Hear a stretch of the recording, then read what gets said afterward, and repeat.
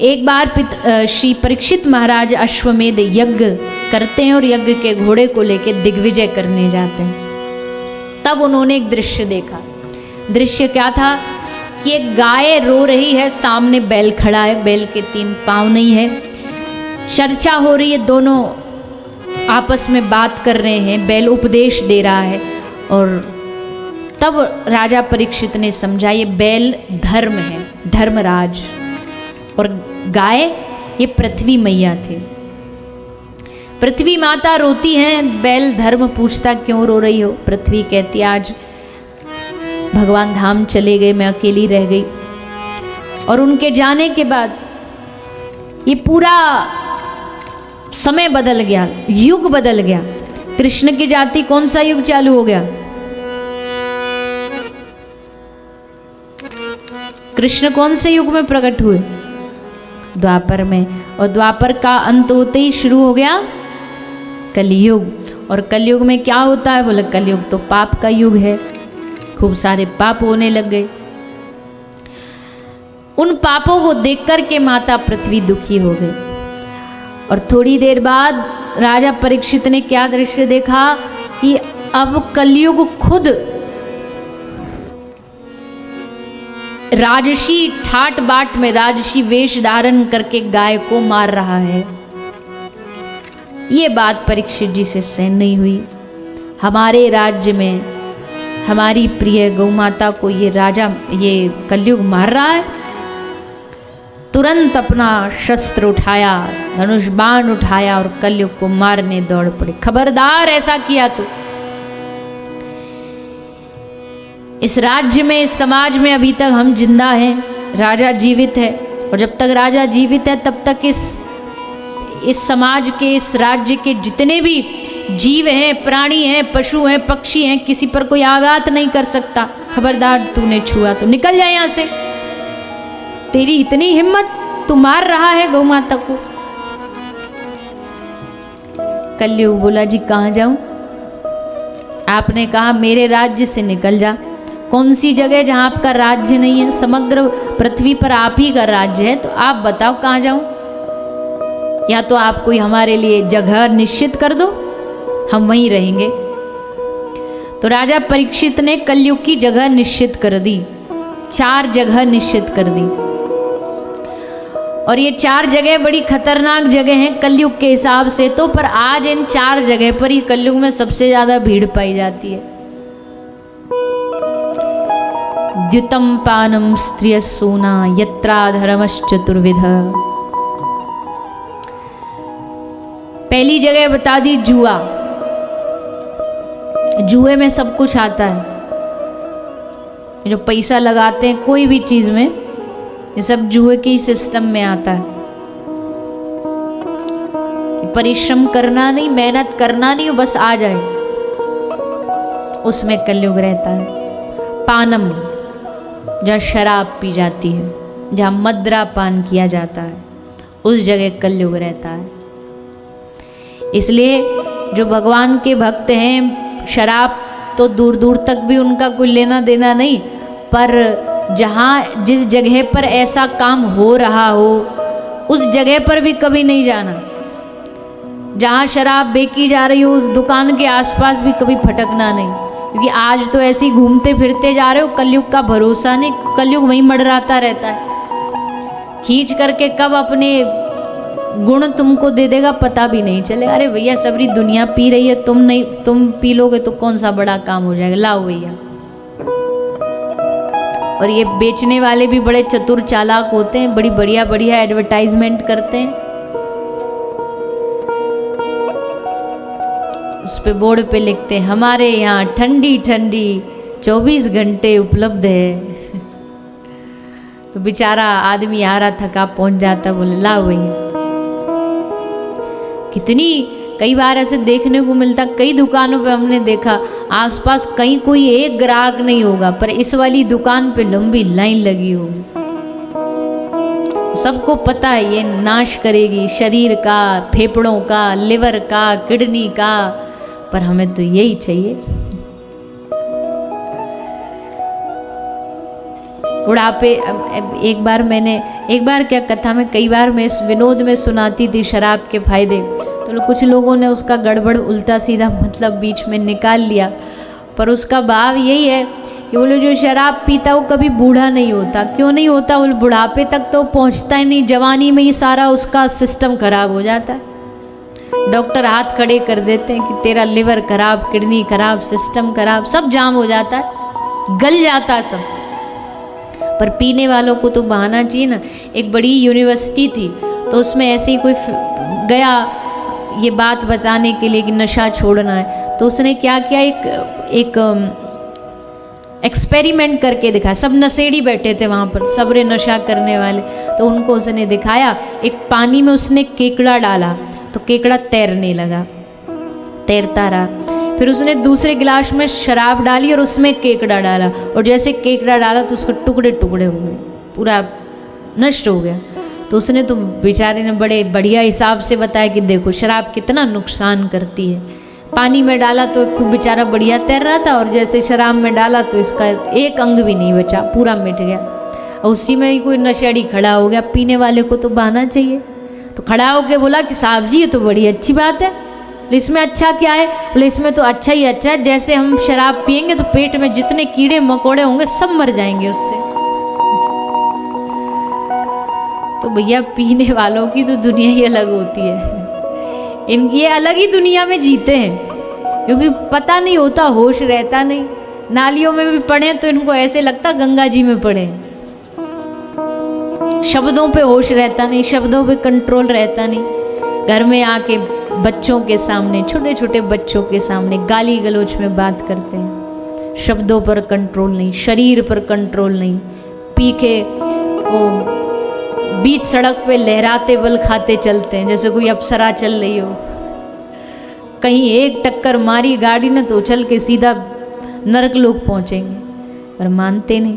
कितनों को देखो सड़क पे पड़े हैं मिट्टी में, वहीं मलमूत्र त्याग, कैसा जीवन बना लिया।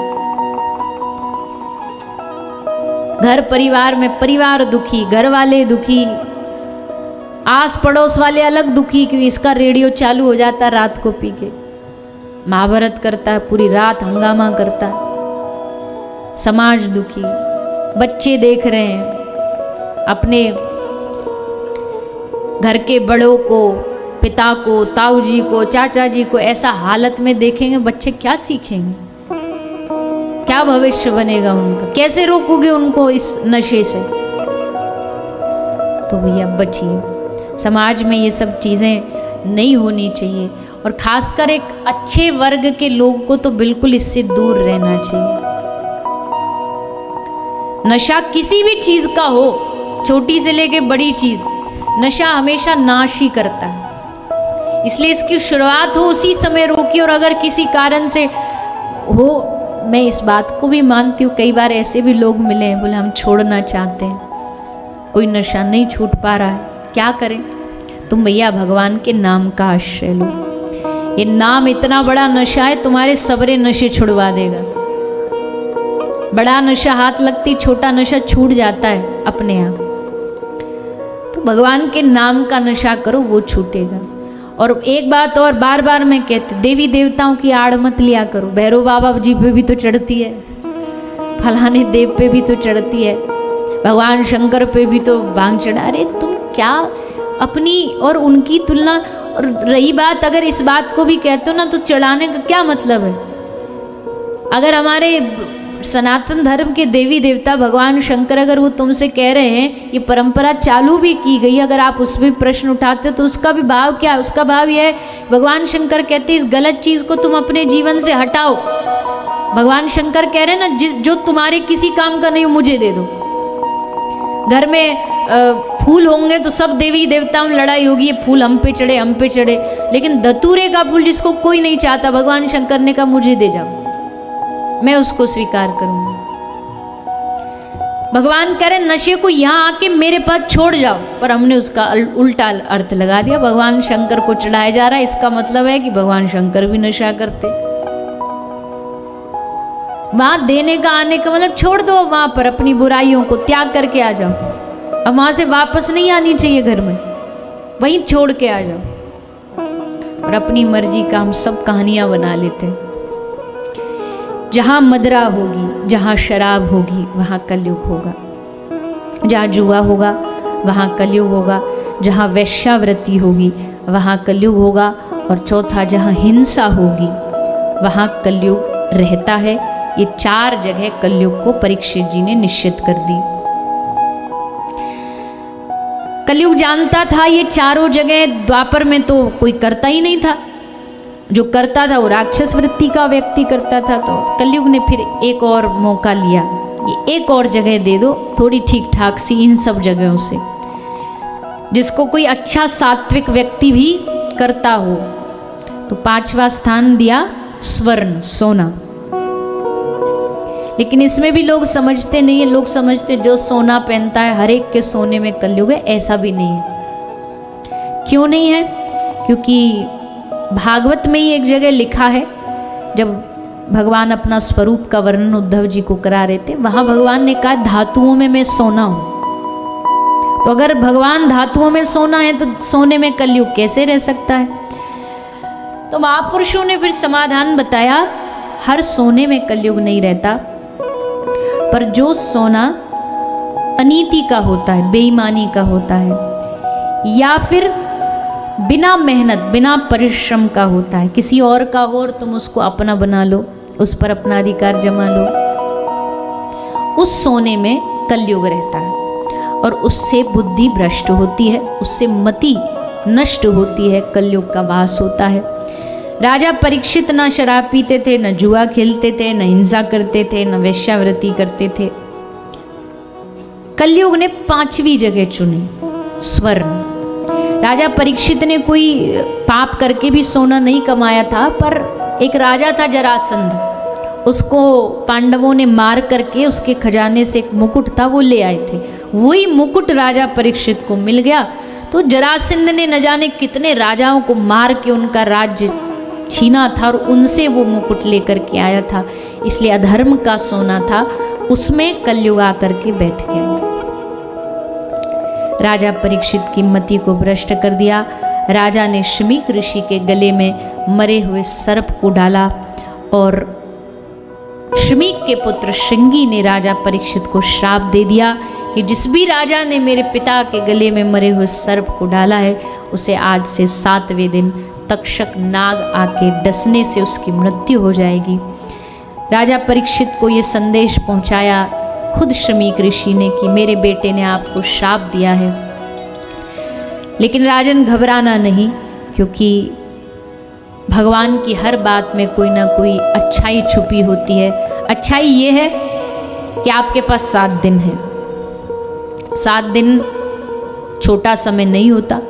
आप 7 दिन अपने जीवन को भगवान को और संतों के चरणों में सौंप दो। राजा परीक्षित ने गंगा के घाट पर जाके संतों का समूह बैठा था, सबसे निवेदन किया कि मरणासन व्यक्ति को क्या करना चाहिए, और तभी शुकदेव जी का वहाँ आगमन हुआ। शुकदेव जी ने राजा परीक्षित के इस प्रश्न को सुन के बड़े प्रभावित हुए कि चलो अच्छा श्रोता मिल गया, अब हम बढ़िया 7 दिन यहाँ बैठ कर के इसको कथा सुनाएंगे। और राजा परीक्षित को कथा सुनाना शुकदेव जी ने आरंभ कर दिया। राजा के प्रश्न से भी परीक्षित जी शुकदेव जी बड़े प्रसन्न हुए। प्रश्न से समझ आ जाता है कि ये व्यक्ति कितनी गहराई में है। अगर अपने अपने हित की बात पूछ रहा है तो मतलब कुछ नहीं जानता अभी, पर जब कुछ समाज के लिए पूछने लग जाए, धर्म के लिए पूछने लग जाए, तो समझना कि अब इसके जीवन में कुछ ना कुछ गहराई गंभीरता है। तो राजा परीक्षित के प्रश्न को देख के शुकदेव जी समझ गए कि ये योग्य श्रोता है, और तब शुकदेव जी ने कथा सुनाना आरंभ किया। ये 7 दिन की कथा एक प्रकार का कोर्स है, मृत्यु का कोर्स। क्योंकि दुनिया में बहुत सारे लोगों को जीना थोड़ा बहुत आता, पर मरना कैसे ये कतई नहीं आता। तो बोले मरने का भी कोर्स होता? बोले हाँ, भागवत जी मृत्यु सिखाती है, पर इससे डरना नहीं कि नहीं हमको तो मरना ही नहीं है, हम क्यों आए आपकी कथा इस कोर्स को सुनने के लिए जब हमें मरना ही नहीं। भैया आज नहीं, 10 साल 20 साल 50 साल 100 साल जाएंगे तो है दुनिया छोड़ के। तो उस मरने के समय अभी से ही उस मृत्यु का तैयारी होनी चाहिए। वो तरीका भागवत जी बताती है, सुखदेव जी ने बताया। बुआ कुंती ने भगवान से बड़ी विचित्र चीज़ मांगी जो दुनिया में कोई मांगता नहीं है। दुनिया में सारे लोग भगवान से सुख संपत्ति, घर आवे, कष्ट मिटे तन का, ये मांगते हैं। पर बुआ कुंती ने मांगा कि प्रभु हमको सुख नहीं चाहिए, हमको हमारे जीवन में बहुत सारे दुख चाहिए, खूब सारे दुख, खूब सारी विपत्तियाँ चाहिए। बोले बुआ ऐसा दुख में क्या है? तो बुआ कहती हैं कि प्रभु दुख में आपका स्मरण, आपकी याद ज़्यादा आती है, दुख में आपका स्मरण अधिक होता है, इसलिए आप देना चाहते हो तो हमारे जीवन में खूब सारे दुख दे दो, खूब सारी विपत्तियां दे दो। भगवान ने कहा चलो जी, जो आप चाहो, हम तो भक्तवांछा कल्पतरु हैं। पर बुआ आज आपने वास्तविकता में हमारे दिल को जीत लिया। शायद तुम संसार की चीज़ मांगती, हम वो सब तुम्हें दे देते, पर आज तुमने जो मांगा है इसने हमारे मन को जीत लिया। ऐसी मांग हो भगवान से कि भगवान का मन जीत लिया जाए। संसार वाली चीज़ मांगोगे तो उससे भगवान का मन नहीं जीत सकते। भगवान को पता लालची है, अपने लिए मांग रहा है, ये हो जाए, वो हो जाए, ऐसा हो जाए, वैसा हो जाए। ये मांगने में मांगना नहीं है। पर जब कोई जीव दूसरे के लिए मांगता है, जब कोई जीव अपनी खुद की सतमार्ग के लिए मांगता है, तब भगवान को लगता हाँ इसने अपनी मांग को वेस्ट नहीं किया, इसने अपनी मांग का सही उपयोग किया। हम भगवान की दी गई इस परंपरा जो मांग की है ना, इसको बड़ा जल्दी वेस्ट कर देते हैं, छोटी मोटी चीज़ों में ही वेस्ट कर देते हैं। पर बुआ कुंती ने आज बड़ा सुंदर भाव अपनी स्तुति में गाया। भगवान ने कृपा की बुआ कुंती पर, और फिर पितामह भीष्म को आकर के भगवान ने दर्शन दिया। दादा भीष्म भगवान से मांगते थे कि प्रभु मृत्यु तो सबकी आनी है, और मुझ पे तो भगवान की बड़ी कृपा है कि मेरे पास इच्छा मृत्यु का वरदान है।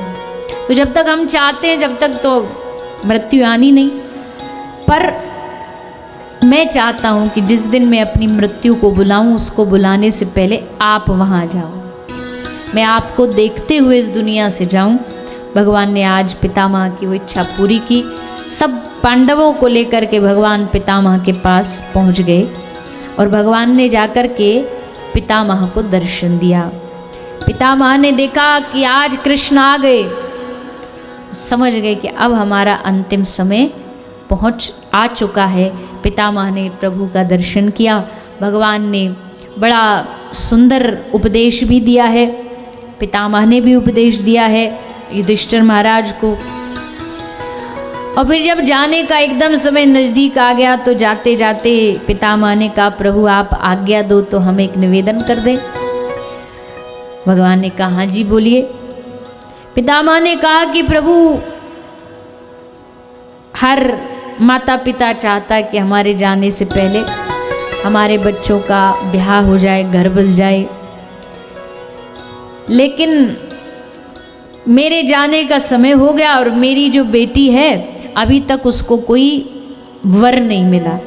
पर आज जब आपको देख रहा हूँ तो मेरे मन में आ रहा है कि मैं अपनी बेटी का ब्याह आपसे करता जाऊँ, आपको उसका हाथ थमा दूँ, आप उसके हाथ पीले कर दूँ, आप उसका पानी ग्रहण कर लो।